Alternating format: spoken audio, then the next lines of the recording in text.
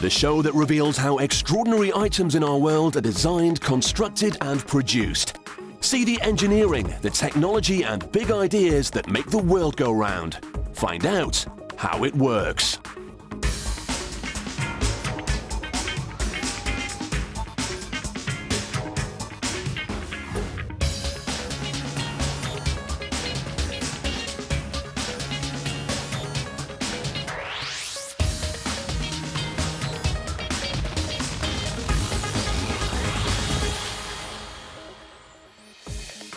Coming up, skyscrapers. How 2 giant towers were built by 1,500 workers in just 18 months. Making a winter warmer. How 30 million feathers are stuffed into 200 down jackets. And chocolate heaven. How a Viennese factory makes a cake fit for a king.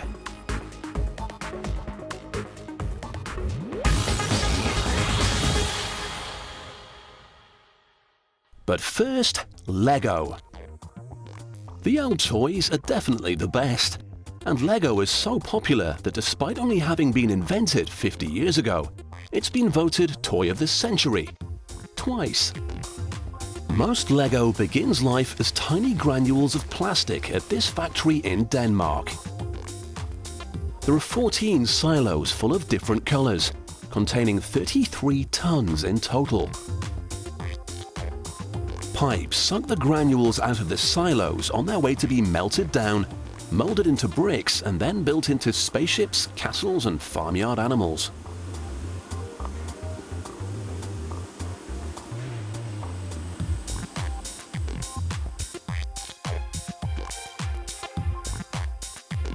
In this hall, there are over 1,000 machines making the bricks 24 hours a day, but there's not a single person in sight.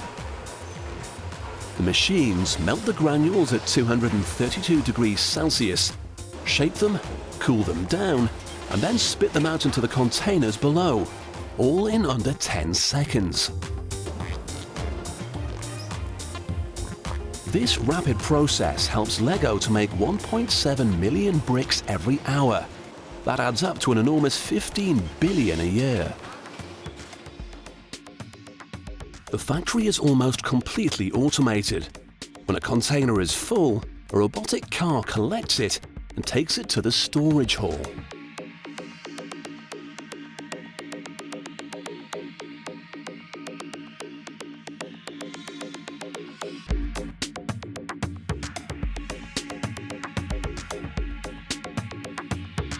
In the vast hall, another automated system takes each crate to its specified shelf.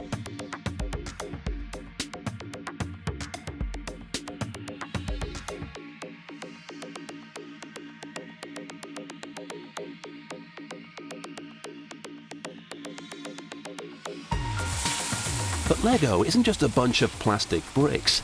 The world of Lego is populated with all kinds of tiny people. This machine spits out 15,000 heads an hour.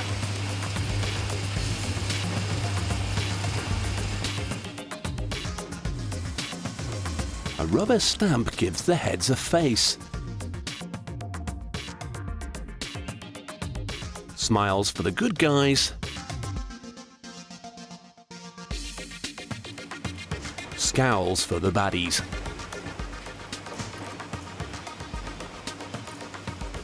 The bodies are made and painted just like the heads, and this is where they'll be joined together. Firemen will get their uniforms, knights don their armor, and pirates will be given their plastic wooden legs.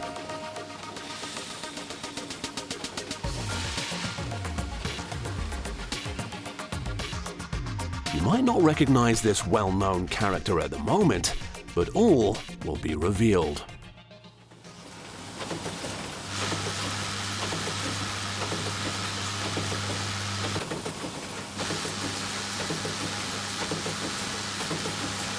When a camera spots a school uniform the wrong way round, the body is ejected by a blast of air to come round again.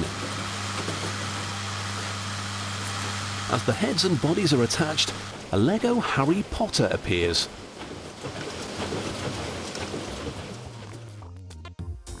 In another part of the factory, a designer has got the job of thinking up yet another new way to put the bricks together.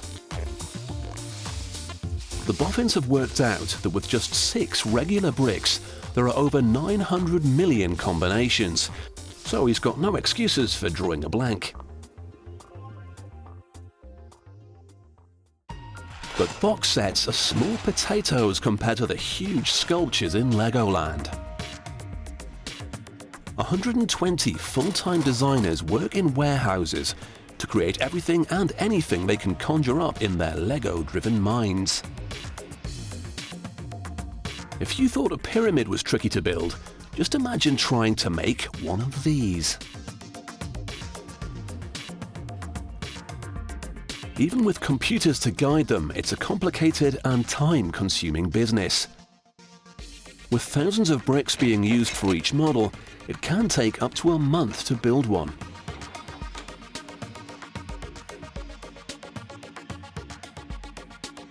Lego has made its name by being simple, but some of the sculptures it can be used to create are anything but. Its versatility is the key to its enduring appeal, and it's helped Lego sell an amazing 200 billion bricks worldwide.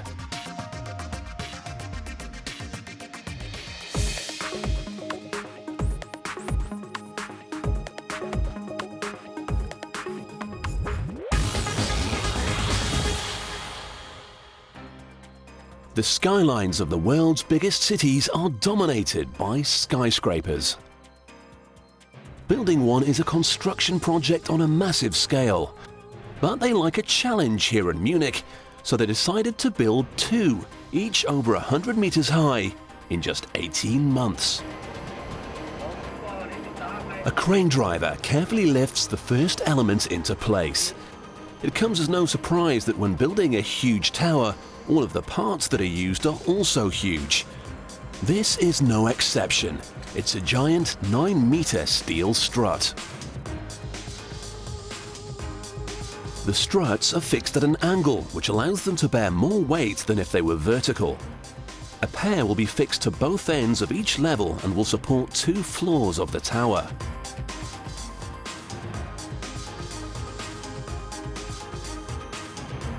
All that's used to hold them in position are nuts and bolts, but these massive bolts can't be tightened with a spanner.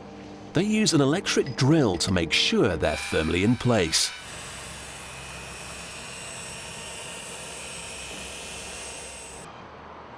The next elements to be lifted into place are the pillars. These are made of steel too, and weigh a whopping 24 tons each.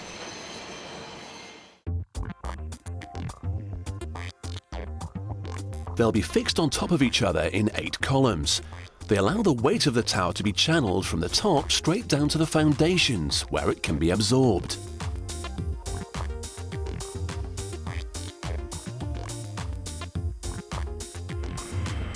A crane driver lowers a section of column into position, and the worker below has the daunting task of guiding it into place.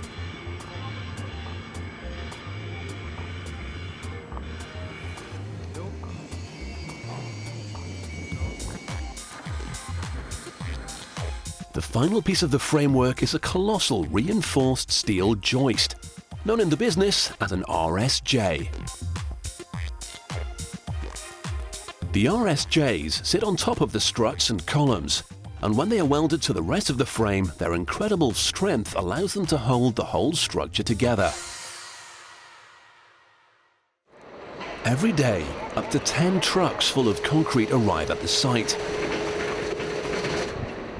It's hoisted up and then used to fill the steel columns. It doesn't only strengthen them, it also makes them fire resistant. The tower's floors are made of concrete too, but before it's added, the floor is reinforced with steel mesh.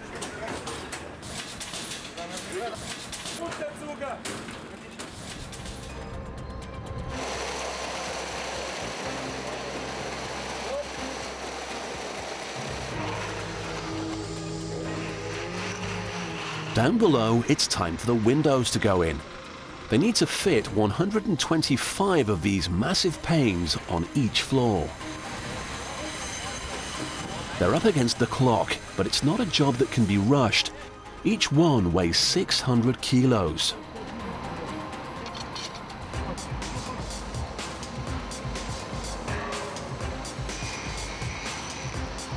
As soon as a floor has its windows in place, an army of interior fitters move in.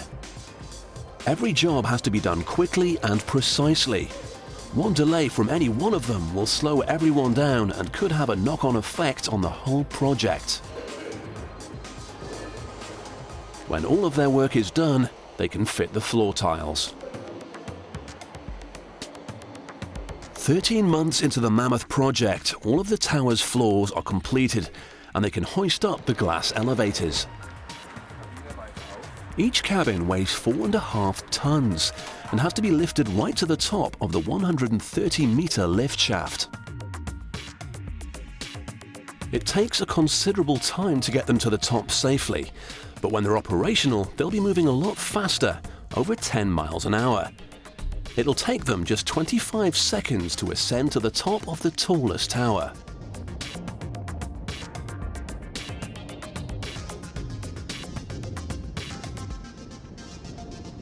The two towers look like they're completely finished, but they're going to be connected together. A series of bridges will link different floors so that the office workers will be able to move between them. A crane lifts one of the bridges up, but they need a guide rope so they can get it into position without smashing all the windows.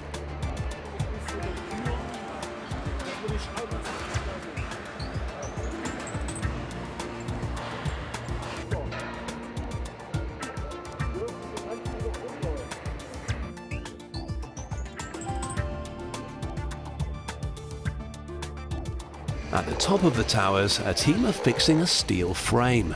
It'll support an enormous fan of glass to top off the buildings.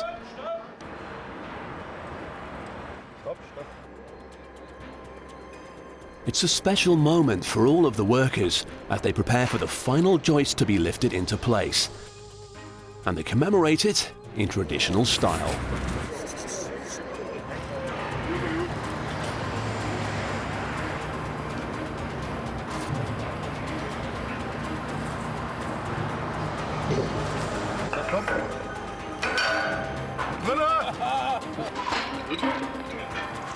It was a monumental task, but over 18 months, 1,500 workers have truly risen to the challenge. They've created two towers with 61 floors between them and a combined floor space of over 60,000 square meters.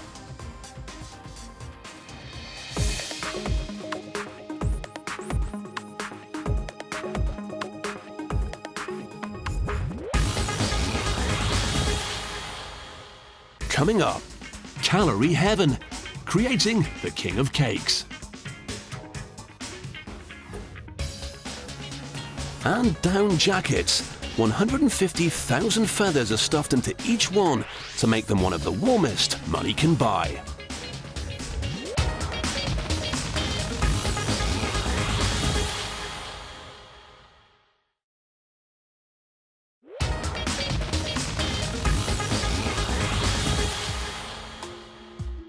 We all love cake, especially chocolate cake. And this is one of the most luxurious chocolate cakes in the world, the Sacha Viennese chocolate torte.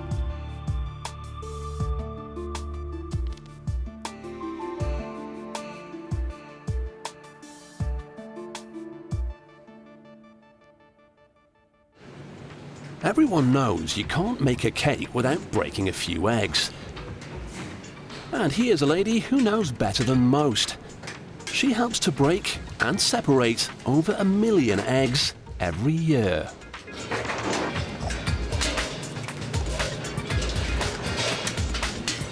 The whites are beaten until they form soft peaks.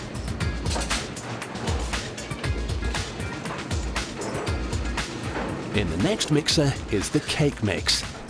This is not health food, Along with the yolks and flour, there is a generous dose of butter, chocolate and sugar.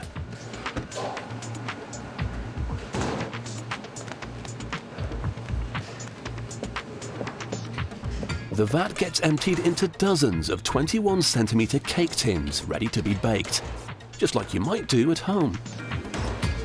But here, they bake 180 cakes at a time.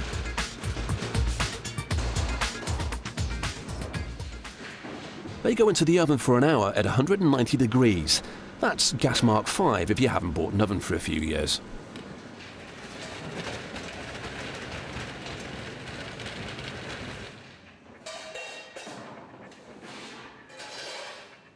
When they're baked, a two-man production line gets the cakes out of the tins as quickly as possible. If they're left too long, the mix will stick to the tin and the cakes will be ruined.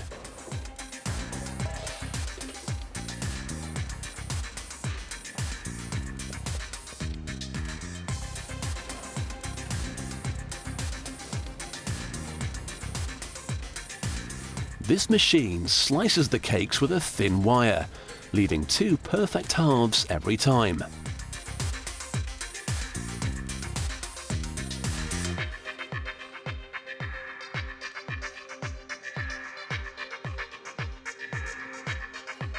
It's the filling that gives these cakes their distinct taste.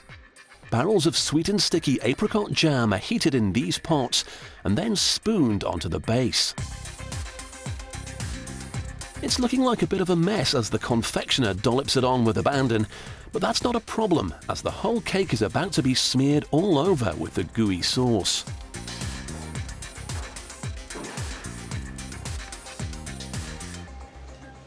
Any dieters who have made it this far, look away now.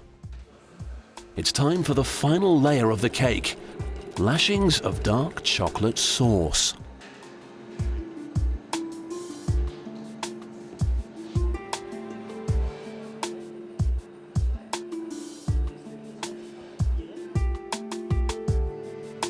They're left to cool, and then they're ready to be packed.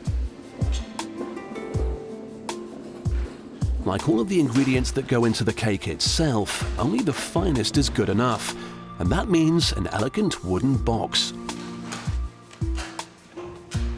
The love, care, and sheer number of calories that go into making a Sacha Viennese chocolate torte will ensure that it won't stay in the box for long.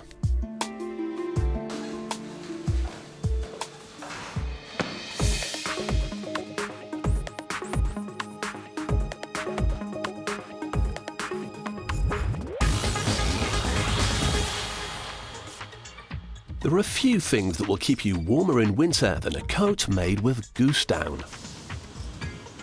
To make them, this factory only uses the smallest and fluffiest inner feathers. These natural insulators are super soft and are known as down. The down is whirled around in a sifter.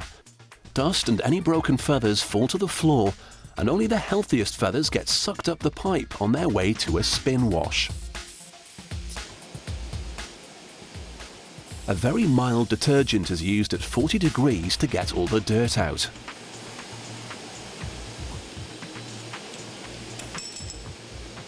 Nearly 20 kilos of dirt and grease has come out of the feathers, and now it's onto the dryer so the feathers won't rot.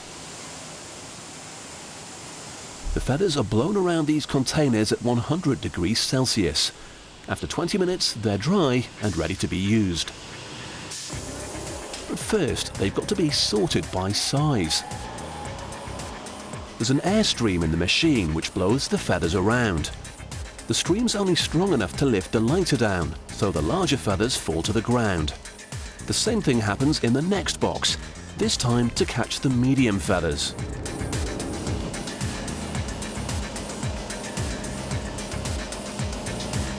The medium-sized feathers go off to be stuffed into pillows, and the larger ones are destined to be used as fertilizer. After 15 minutes, the feathers are sorted. The smallest, most valuable down has collected at the top. It's put into a sack and taken off to make the jackets. A seamstress makes the pouches that will contain the down stuffing.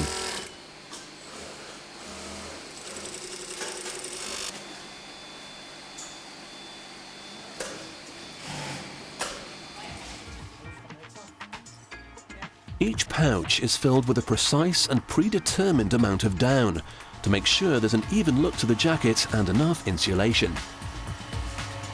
For this pouch, that's 8 grams. 18 of these bags go into every one of the down jackets.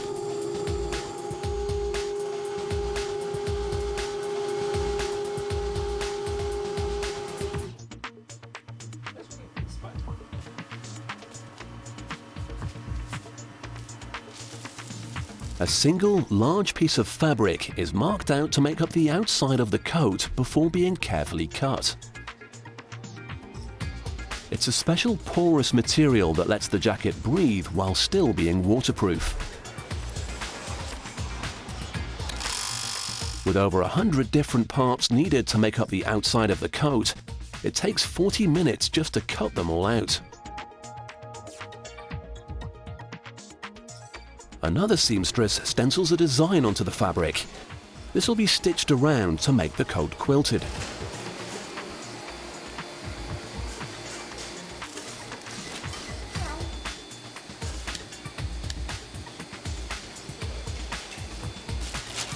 They use a nylon thread to attach the pouches to the coat.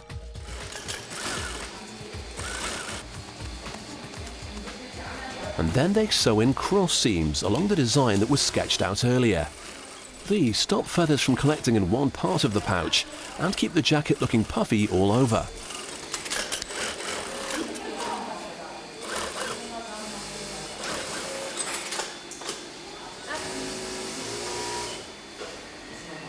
All the pieces are ready and it's time for them to get sewn together. It's here that the lining, pockets and zips are attached to the jacket.